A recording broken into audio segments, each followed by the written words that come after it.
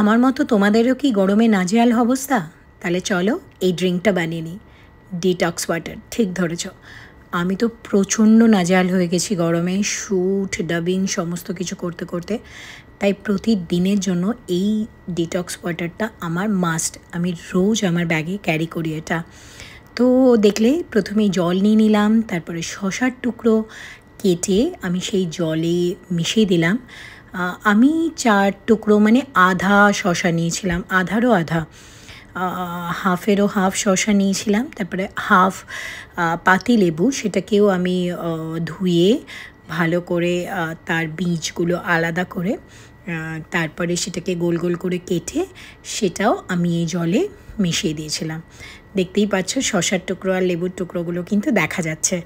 এরপরে আমি যেটা করেছি, উপস পড়ে গেল, চিয়া সিডস। ঠিক ধরেছ, চিয়া সিডস, বা এখানে মুম্বাইতে সবজা বলে এগুলোকে। তো সেটাকে আমি কী করেছি, হাফ চামচের একটু বেশি চিয়া সিডস আমি এই জলে মিশিয়ে দিয়েছি। কারণ কি বলো তো, যে স্টিলের বটলটা দেখতে পাচ্ছ না, আমি সেই বটলটা এটা ভরে নেব সারাদিনের জন্য। নিয়ে নিয়েছি 1 চিমটে মতন কালা নমক, মানে বিট নুন যেটাকে আমরা বলি, লাল নুন। তো সেই নুন আমি একটু এই জলে মিশিয়ে দিয়েছি।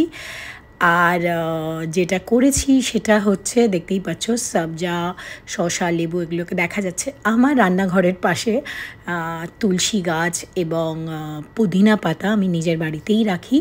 তো সেইখান থেকেই ছিঁড়ে নিলাম কিছু পুদিনা পাতা, কিছু তুলসী পাতা, যেটা আমি এই জলে মিশিয়ে দিলাম। আর এই সব মেশানোর পরে চামচ দিয়ে ভালো করে জলটা নাড়িয়ে নিলাম। আর তৈরি আমার ডিটক্স ওয়াটার। সিরিয়াসলি বলছি, এই গরমে ডিহাইড্রেট রাখতে শরীরকে এবং তরতাজা সারাদিন রাখতে আমার এই জলটা তো প্রচণ্ড প্রয়োজন হয়। আমি জানি তোমাদেরও খুব উপকার হবে। তোমরাও বানিয়ে খেও আর আমাকে জানিও কেমন লাগে।